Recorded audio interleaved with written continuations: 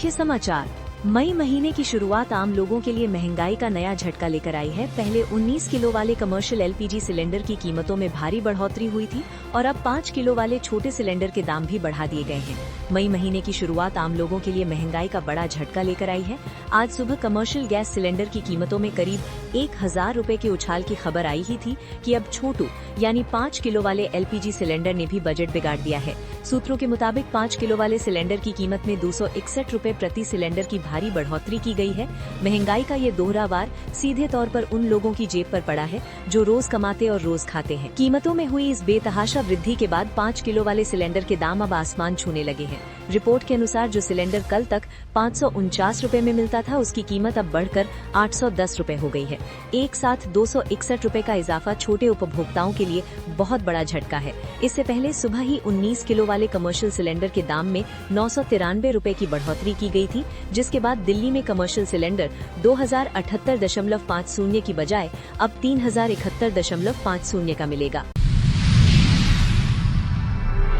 मध्य प्रदेश के जबलपुर में Bargi dam cruise हादसे को लेकर बड़ी लापरवाही उजागर हुई है। दरअसल मौसम विभाग ने हादसे के ठीक एक दिन पहले 40 से 50 किलोमीटर प्रति घंटे की स्पीड से तेज आंधी चलने को लेकर अलर्ट जारी किया था, लेकिन इसके बावजूद गुरुवार की शाम लगभग 4:30 बजे क्रूज को बरगी डैम के पानी में उतार दिया गया। इसी दौरान तेज हवा चली और क्रूज पलट गया। शुरुआती जानकारी के अनुसार जबलपुर क्रूज हादसे में मरने वालों की संख्या बढ़कर 9 तक पहुंच गई है, जबकि करीब 15 लोगों को अब तक सुरक्षित रेस्क्यू कर लिया गया है। वहीं 9 से ज्यादा लोग अभी भी लापता बताए जा रहे हैं, जिनकी खोज के लिए रेस्क्यू ऑपरेशन जारी है। बताया जा रहा है कि क्रूज करीब 20 मीटर नीचे डैम के गहरे पानी में फंसा है, जिससे रेस्क्यू ऑपरेशन में मुश्किलें आ रही हैं।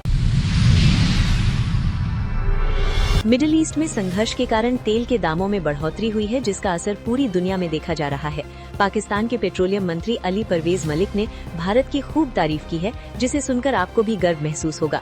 जाने उन्होंने क्या कहा। ईरान युद्ध के बाद तेल की कीमतें $126 प्रति बैरल तक पहुंच गई हैं। इसे लेकर पाकिस्तान के पेट्रोलियम मंत्री अली परवेज मलिक ने भारत और पाकिस्तान के बीच ईंधन संकट को लेकर स्पष्ट अंतर को उजागर किया है।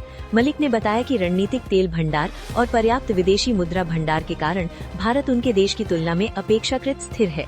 भारत के इन भंडारों ने स्ट्रेट ऑफ हॉर्मूज में नाकाबंदी के कारण तेल आपूर्ति में आई रुकावट के प्रभाव को कम करने में मदद की। मलिक ने पाकिस्तान की मौजूदा स्थिति के लिए अंतर्राष्ट्रीय मुद्रा कोष द्वारा लगाई गई कठोर राहत पैकेज शर्तों को भी जिम्मेदार ठहराया। सड़क में अचानक धंसा ट्रक का पिछला हिस्सा। जानकारी के मुताबिक ये ट्रक चारों ओर फैली बर्फ के बीच निकली सड़क से गुजर रहा था, तभी एकाएक सड़क का एक हिस्सा धंस गया और ट्रक का पिछला हिस्सा उसमें फंस गया। वीडियो में स्पष्ट तौर पर नजर आ रहा है कि ट्रक चलते चलते अचानक सड़क के अंदर धंस जाता है। ये वीडियो ट्रक के पीछे चल रहे एक अन्य वाहन में बैठे शख्स ने रिकॉर्ड किया। जैसे ही ट्रक धंसा तो पीछे वाली गाड़ी का ड्राइवर भी अलर्ट हो गया और तुरंत ही अपना वाहन रोक दिया। हालांकि गनीमत रही कि इस एक्सीडेंट में किसी प्रकार का जानी नुकसान नहीं हुआ। ड्राइवर वक्त रहते सुरक्षित बाहर निकलने में सफल रहा। लोकल लोगों और प्रशासन ने मौके पर पहुंचकर हालात को संभाला और ट्रक को निकालने की कोशिश की जा रही है। अमेरिकी राष्ट्रपति डोनाल्ड ट्रंप ने ईरान की धमकी के बाद कटाक्ष किया है और कहा है, वे तो हमारे साथ डील के लिए कब से बेताब है। देखता हूँ ये देश कितने दिन टिक पाता है। जाने ट्रंप ने और क्या क्या कहा। ईरान के सर्वोच्च नेता मुज्तबा खामेनी ने गुरुवार को बयान जारी किया, जिसमें उन्होंने सख्त लहजे में कहा, ईरान अपनी परमाणु और मिसाइल क्षमताओं की रक्षा करेगा। इससे पहले ईरान ने धमकी भरा बयान दिया था, इस बार अगर हमला हुआ तो हम ऐसा जवाब देंगे कि दुश्मनों को हार्ट अटैक आ जाएगा। इसके बाद ईरान के बारे में अमेरिकी राष्ट्रपति डोनाल्ड ट्रंप ने कहा, सैन्य अभियान के बावजूद मैं इसे युद्ध नहीं कहता। ईरान समझौता करने के लिए बेताब है। उनकी नौसेना, उनकी वायुसेना और व्यावहारिक तौर पर हर तरह का उपकरण नष्ट हो चुका है। उनके ड्रोन कारखाने लगभग 82% ठप हो चुके हैं। वे तो हर हाल में समझौता करना चाहते हैं।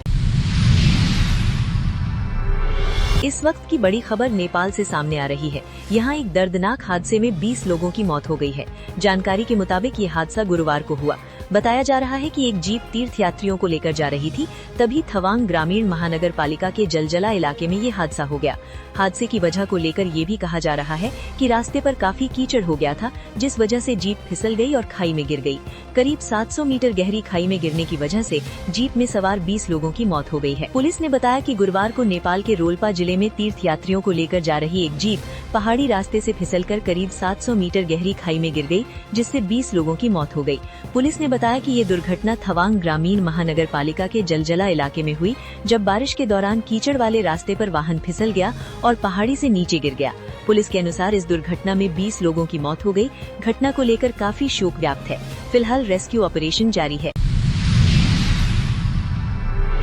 भारतीय शेयर बाजार के लिए साल 2026 की शुरुआत काफी चुनौतीपूर्ण साबित हो रही है। विदेशी पोर्टफोलियो निवेशकों का भारतीय इक्विटी बाजार से मोह भंग होता दिख रहा है। अप्रैल महीने में ही विदेशी निवेशकों ने 60,847 करोड़ रुपए की भारी निकासी कर दी। इससे भी ज्यादा चौंकाने वाली बात ये है कि साल 2026 के पहले 4 महीनों में कुल निकासी 1,92,000 करोड़ रुपए तक पहुंच गई है। ये आंकड़ा पूरे साल 2025 की कुल निकासी से भी ज्यादा है, जिससे बाजार में अनिश्चितता का माहौल बन गया है। आंकड़ों के अनुसार 2026 में फरवरी को छोड़कर हर महीने विदेशी निवेशकों ने बिकवाली की है। जनवरी में 35,962 करोड़ रुपए निकाले गए। फरवरी में थोड़ी राहत के साथ 22,615 करोड़ रुपए का निवेश आया, लेकिन मार्च में रिकॉर्ड 1,17,000 करोड़ रुपए की निकासी हुई। अप्रैल में भी ये सिलसिला जारी रहा। विशेषज्ञों का मानना है कि पश्चिम एशिया में बढ़ते तनाव और कच्चे तेल की कीमतों में तेजी ने निवेशकों की चिंता बढ़ा दी है। तेल $100 प्रति बैरल के पार जाने से महंगाई और ब्याज दरों को लेकर आशंकाएं बढ़ गई हैं। इसका सीधा असर उभरते बाजारों जैसे भारत पर पड़ा है। वैश्विक स्तर पर कच्चे तेल की कीमतों में जारी उथल-पुथल और पश्चिम एशिया के तनाव के बीच भारतीय हवाई यात्रियों और एयरलाइंस कंपनियों के लिए एक बहुत बड़ी राहत की खबर आई है। जहां एक और अंतर्राष्ट्रीय बाजार में इनपुट कॉस्ट बढ़ रही है, वहीं इंडियन ऑयल IOC ने बयान जारी कर स्पष्ट किया है कि घरेलू एयरलाइंस के लिए विमान ईंधन की कीमतों में कोई बढ़ोतरी नहीं की गई है। तेल कंपनियों ने बढ़ी हुई लागत खुद उठाने का फैसला किया है। इससे उम्मीद है कि हवाई किराए में अचानक बढ़ोतरी नहीं होगी और यात्रियों पर अतिरिक्त बोझ नहीं पड़ेगा। ऑयल कंपनियों ने उठाया खर्च। इंडियन ऑयल के मुताबिक कच्चे तेल के महंगे होने के बावजूद ATF की कीमतें स्थिर रखी गई हैं। इसका मतलब है कि कंपनियां फिलहाल बढ़ी हुई लागत खुद झेल रही हैं। ये कदम एयरलाइंस इंडस्ट्री को राहत देने और यात्रियों के हितों को ध्यान में रखते हुए उठाया गया है।